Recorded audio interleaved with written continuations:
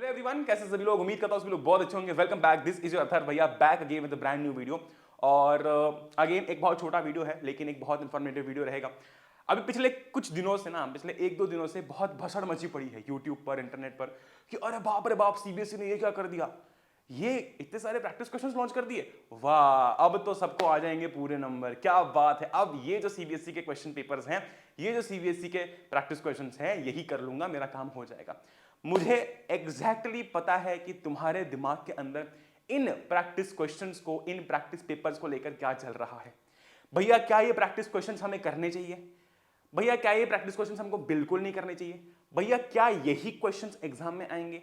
भैया क्या इन्हीं टाइप के क्वेश्चंस एग्जाम में आएंगे? भैया क्या मैं बाकी सारी प्रैक्टिस छोड़ के सिर्फ इन पर फोकस कर लूं? ऐसे बहुत टाइप के सवाल तुम्हारे दिमाग के अंदर चल रहे हैं। इस छोटे से वीडियो में सारे सवाल जो है वो क्लियर हो जाएंगे। इस वीडियो के बाद में तुमको प्रैक्टिस क्वेश्चंस, प्रैक्टिस पेपर को लेकर इधर उधर नहीं भटकना पड़ेगा। तुम अपनी पढ़ाई आराम से कर सकते हो। देखो, समय इंपॉर्टेंट है, कीमती है, उसको बचाओ। ठीक है, तो बिना किसी देरी के स्टार्ट करते हैं। अब देखो, आखिरी के एक महीने में ना सबसे चैलेंजिंग टास्क जो हमारे लिए है वो है समय को बचाना। ठीक है, तो भाई जितना हो सकता है उतना बचाओ। अब मैं तुमको पूरी पिक्चर समझा देता हूं। सीबीएसई ने लेटेस्ट में रिलीज किए हैं कुछ additional practice questions for class 10th and 12, जिसमें से उन्होंने साइंस, सोशल, मैथ्स और इंग्लिश के पेपर्स रिलीज किए हैं। ठीक है, एक ही पेपर है साइंस का, जिसके अंदर आपके, ये देखो, साइंस का एक ही पेपर है जिसके अंदर आपका बायो, केमिस्ट्री और फिजिक्स तीनों के ही सवाल हैं।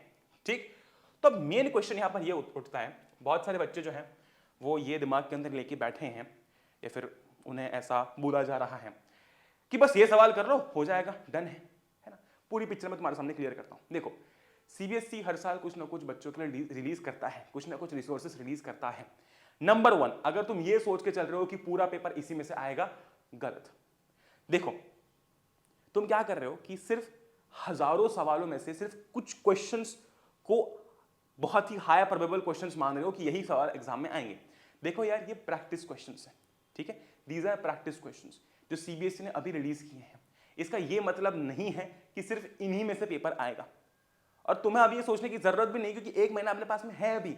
सिर्फ ये क्वेश्चंस करके चले जाता हूं भैया, क्या मेरे पूरे नंबर आ जाएंगे? नहीं आएंगे। कैसे आएंगे तुम मुझे बताओ? कुछ ही गिने चुने सवाल है। तुमको क्या लगता है कि सीबीएसई ने जो प्रैक्टिस क्वेश्चंस रिलीज किए हैं एग्जैक्टली उसी में से पेपर दे देगा, मतलब सबको पूरे नंबर आ जाएंगे?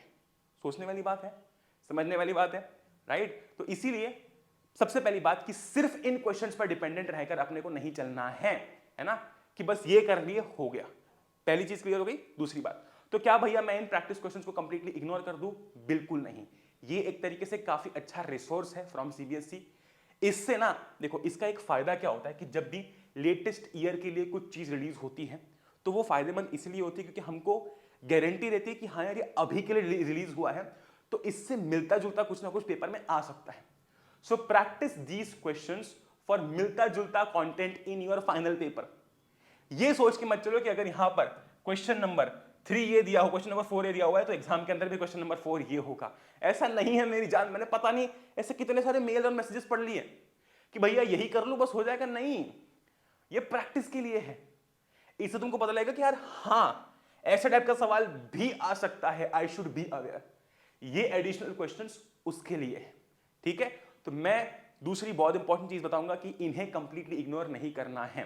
ठीक है, ये प्रैक्टिस क्वेश्चंस इंपॉर्टेंट है बिकॉज ये सीबीएसई ने इस साल के रिलीज किए हैं 2022-23, तो एक तरीके से एक अच्छा रिसोर्स है फॉर अस टू नो कि इस टाइप के सवाल भी आ सकते हैं। ठीक है, तो इन्हें इग्नोर बिल्कुल भी नहीं करना है। सिर्फ इनके भरोसे पर भी नहीं बैठे रहना है और इन्हें कंप्लीटली इग्नोर भी नहीं करना है। दोनों ही एक्सट्रीम चीजें हमको नहीं करनी, हमको इन पर भी फोकस करना है। अब भैया इन सवालों को पढ़े कैसे, कैसे ट्रीटमेंट दे?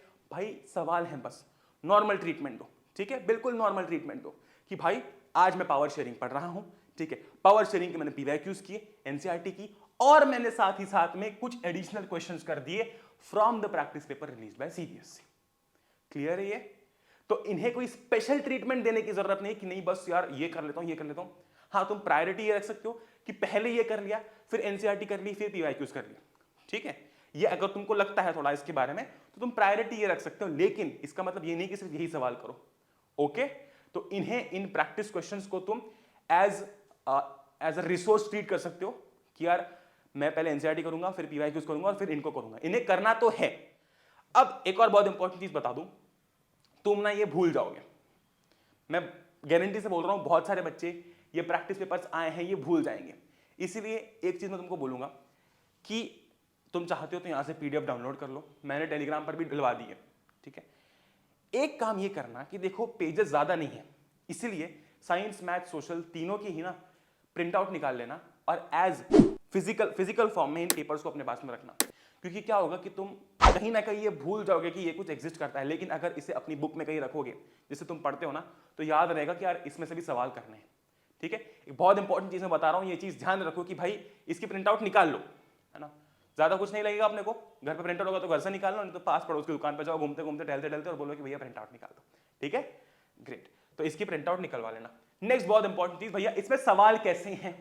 तो इनिशियली मैं तुमको साइंस का अगर बताऊं तो मैंने जितना इनिशियली एक बार देखते से मुझे एनालिसिस लगा इसका, वो ये है कि सवाल ना तो बहुत ज्यादा टफ है ना, और ऐसा भी नहीं कि बिल्कुल लल्लू सवाल है। हाँ, कुछ सवाल बिल्कुल लल्लू है, कुछ सवाल ऐसा है कि लगते टफ है लेकिन है बहुत ईजी अगर आपको कॉन्सेप्ट पता है। तो जैसे कि फॉर एग्जाम्पल देखो, मतलब मुझे ना बहुत ही मॉडरेट से क्वेश्चंस लगे हैं, which is a good sign, ठीक है, which is a good sign कि यार अगर अभी अभी रिलीज हुए हैं, मतलब maybe the paper pattern might be close to this, right. तो मैं यही बोलूंगा कि भाई जैसे कि अब ये देखो, अब ये सवाल है ना, एक सवाल था इसमें अपना फिजिक्स का सवाल था, हाँ ये देखो कहाँ गया, हाँ ये देखो, अब ये जो सवाल है अपना, ये सवाल देखो, ये सवाल देखने के बाद ना हमको लगता है कि यार मैंने तो ये ग्राफ कभी किया ही नहीं है ना, देखते से ऐसे ही लगता है यार ये क्या ग्राफ आ गया, ये तो ग्राफ मैंने कभी किया ही नहीं है, अरे बाप रे बाप, है ना।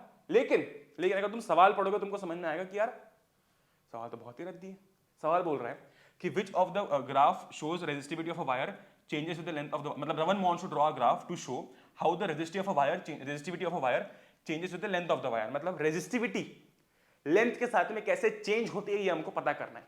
अब अगर तुमको एक बेसिक रूल पता है कि रेजिस्टिविटी सिर्फ मटेरियल पर डिपेंडेंट है, उसको लेंथ से एरिया से कुछ फर्क नहीं पड़ता, ठीक है, तो फिर तुम बोलोगे कि भैया उस केस में ग्राफ तो कांस्टेंट होना चाहिए। कौन सा वाला है, देखो ये देखो डी, देखो इसमें क्या हो रहा है, तुम लेंथ भले ही बढ़ा रहे हो लेकिन अगर रेजिस्टिविटी मान लो 2 है तो 2 ही है। देखो यहां पर अगर 10 लेंथ है, 15 है, 20 है, 25 है, तो भी देखो 2 ही रेजिस्टिविटी है, because it depends on the material.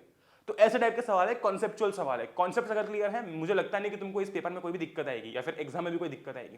That being said, this is Athar bhaiya signing off. इसकी पीडीएफ मैंने टेलीग्राम पर डलवा दी है, इन केस कोई बच्चा टेलीग्राम पर देखता है, उसको दिखता है तो वो डाउनलोड कर सकता है।